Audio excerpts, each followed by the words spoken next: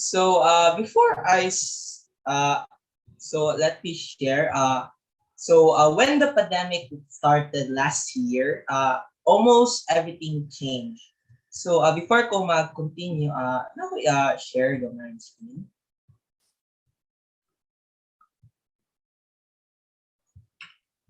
So question, what changes did you observe before and now that the quarantine started? So like, kung i-compare niyo ang before nagsugod ng quarantine o now, kasi mga minor and major changes na yung na bawaan bitaw, you can storya it or chat lang bitaw.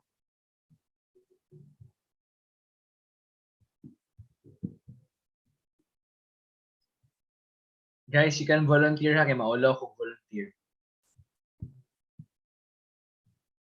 Or you can call sacrifices, Vince. Pwede ra ka mag-call o imong i-sacrifice. Sacrifices. Si ako mangkod.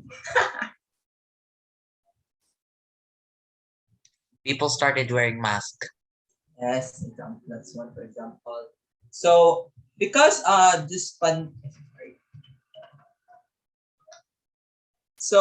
when the pandemic started, so many things changes. So we started to wear mask and face shield when we go outside. We social distance ourselves from other people. Our church gathering, our church gathering is live now on YouTube or Facebook. Compared before that we go to church and we have a face-to-face gathering, but now we have limited face-to-face and now conduct online gathering. Our school as well conduct classes with our teachers online too. So now I am happy that last year that church was able to adapt to the new normal na nagsugod na kita live. Kung na siya na in accordance to God's word that found in Hebrews 10:25, let us not giving up meeting together as some are in the habit of doing, but encouraging one another, and all the more as you see the day approaching. So I was really happy na last year because nagsugod na ang church bitaw and other kanang church related kanang meetings like T180, Thursday coffee night, and Sunday gid na because last year said kay murag ang faith na ako because kanang nag-shaky na sad, wala na sad koy kanang devotion, wala na kay koy kanang wider group. So pasalamat gid ko na the church is able to adapted. So I encourage good og kamo on you and your friends good na mo appeal good og Sunday gathering and other 180 and coffee night. So continuing, so let me continue. So this is the new normal. Compared before the pandemic, we have so much human interaction. We can talk to our friends and family almost every day. We can talk to them at school, we can talk to them at restaurants and sa public places. But now we can talk to them through chats and video calls. But this is bad, no? We are able to still connect with them online. For me, good side of this pandemic is I was able to connect with my family, especially to my brother, National Karan, hi Nathan. So, I knew new things from him that I took interest in. For example, nashi habit of reading books. And bitang narag na sugod bitaw interest in reading books bitaw because dili makikop time of reading books. I was more in a visual representation of stuff like movies. But when I read books it's different it's a different universe. You can your mind and your imaginary bitaw kay murag gamit gid siya. And nasi kaning isa sad na murag na took interested to sa mga underrated show. There is this show called Doctor Who. So Doctor Who short description is that it's a character named the Doctor who is traveling all around the universe using his time machine na shaped like a police box. A police box is small box bitaw area where you can call the police directly. So this doctor he travels kanang to different time and space and planet kanang to solve and help people. So sa una magit is weird magit kaya ang animation but sa kuha bitaw because it's really weird. It's a definition of weird. But when I watch it, it's because when I watched it, kanang amazed ko na how surprising the show is without it is kanang ang plot niya is very unpredictable. Surprisingly too, I was able to connect and be closer to my friends na kanang before online class start before our online class, me and my friends were bored and had nothing to do during the pandemic. So we started to play kanang online cooperative games like Pico Park, Among Us, yan bitaw. So we had a lot of fun bitaw and we got closer. Naundang na siya katong nagsugan na mga online class this year. So nangutana sad ko sa ila bitaw na kanang kung wala nagsugod ang pandemic, ma-close ba ko sa inyo? Ana sad sila na no, dili ta ma-close bitaw kay we have a different kanang circle of friends bitaw. So mo sa ni siya na you got closer to your family. So even though kani sila tanan, even though all this, I felt sadness bitaw yapon. I felt sadness and anxiety and stress during the pandemic. So when our class started last year, which was usually started in June but nag-move siya sa October, kanang among way of school bitaw or study is new. So we have this new, I think kabulan mo sa tanan kani flexible learning. So flexible learning refers to the combination of different methods of teaching, including the use of online platforms or in digital or printed module. So last nagstuon ako last year sa Mr. High School, among way of learning bitaw is through modular. So teachers would give us module digital platforms. They will post it on Google Classroom or in Moodle. Or we can pick up our module bitaw sa among school. At the first week kay bitaw ana ito na asay learning by asay na ni kay wala magtulog bitaw self learning ra. Kay at that magid na self learning is more effective than teacher teaching, but later on I was wrong.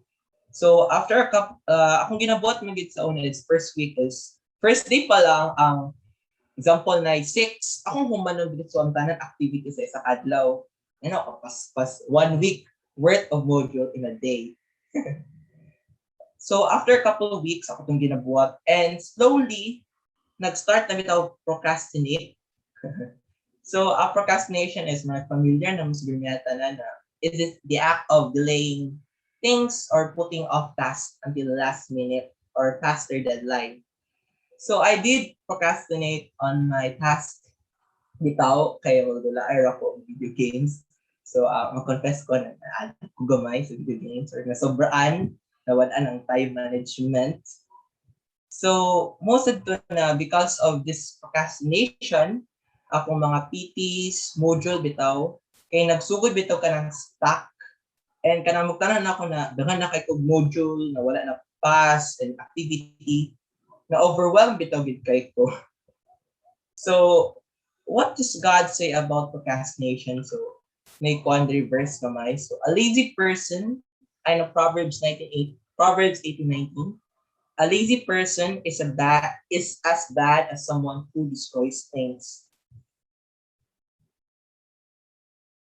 Okay, tayo ng presentation, right? Yeah. Yeah. So pagbasa gid nako ani daw is naka-react gid ko like wow, like lazy person na mata ko, I don't destroy stuff bitaw.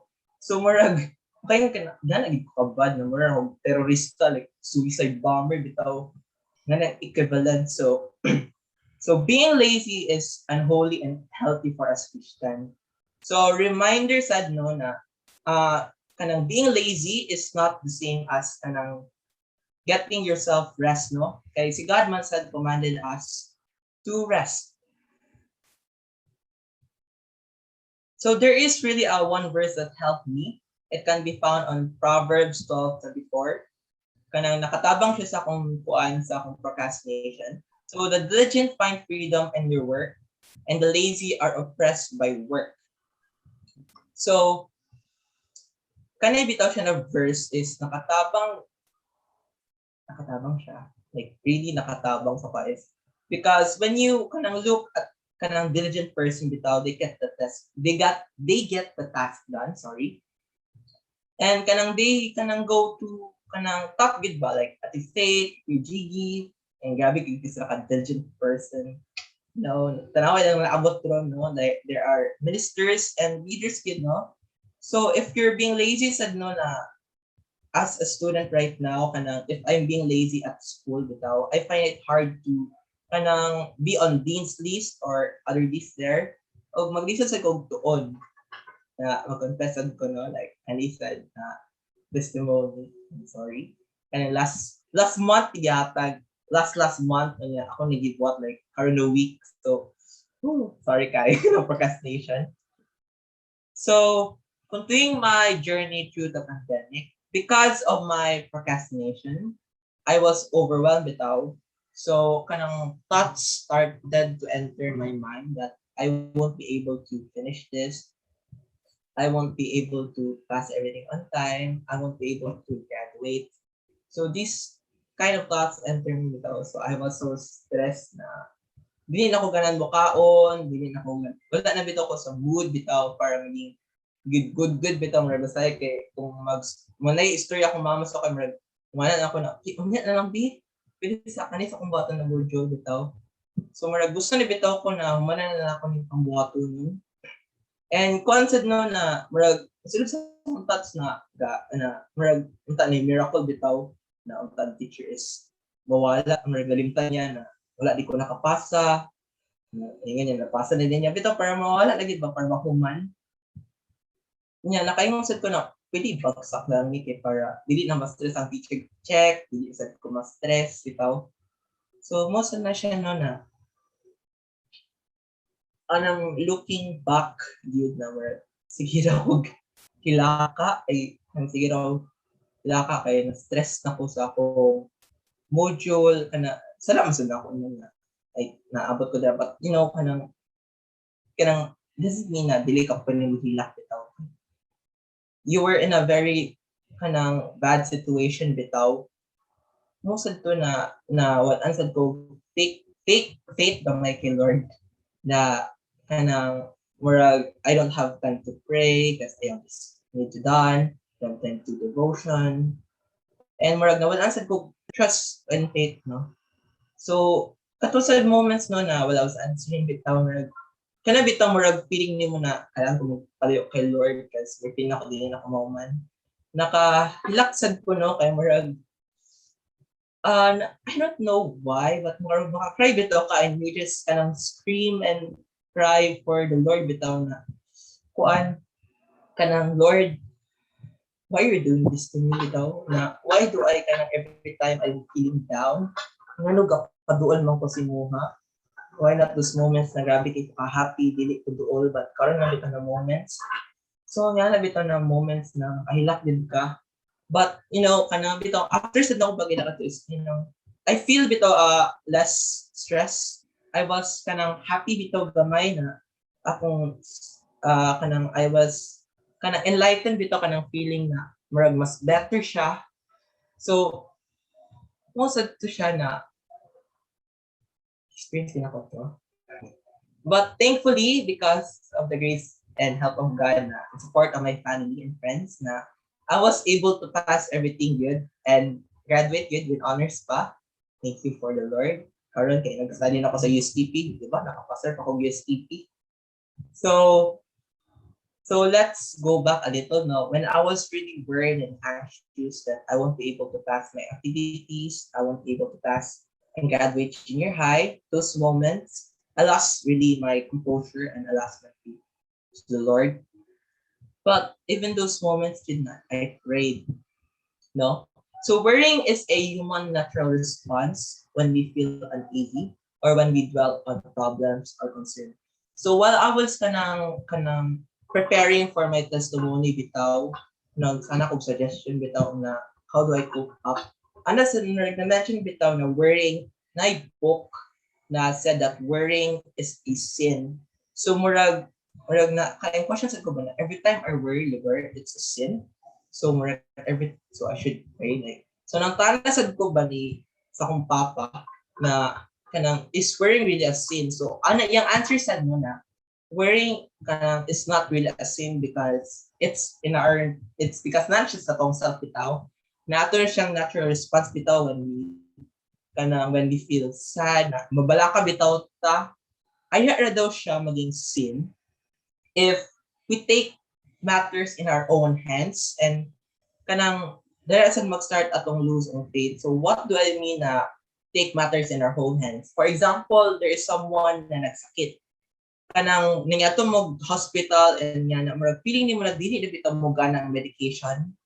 So murag imo lang take matters in your own hands bitaw na patabang na kag mga kanang exorcist kay basi na bad spirits, gato na kag doctor bitaw to do rituals. Nga bitaw na situation na ang worrying kay na take control nito sa self niya na sobraan na and mawala na sa tong faith na God, that is a time when worrying becomes a sin. So what do we always remember this verse when we worry. So na verse dire, Isaiah 41:10, fear not, for I am with you. Do not be dismayed, for I am your God. I will strengthen you, yes. I will help you, yes. I will uphold you with right hand of my righteousness. So, if we make our worries take control of us, we must be careful because we might lose our faith in God and we might fight His will, yung plan para sa ano. And let us not forget that God is in control of everything. For in closing, let me leave you with this verse. It is found in Philippians 4:6. Do not be anxious about anything, but in every situation, by prayer and petition, with everything, present your request to God. That is all.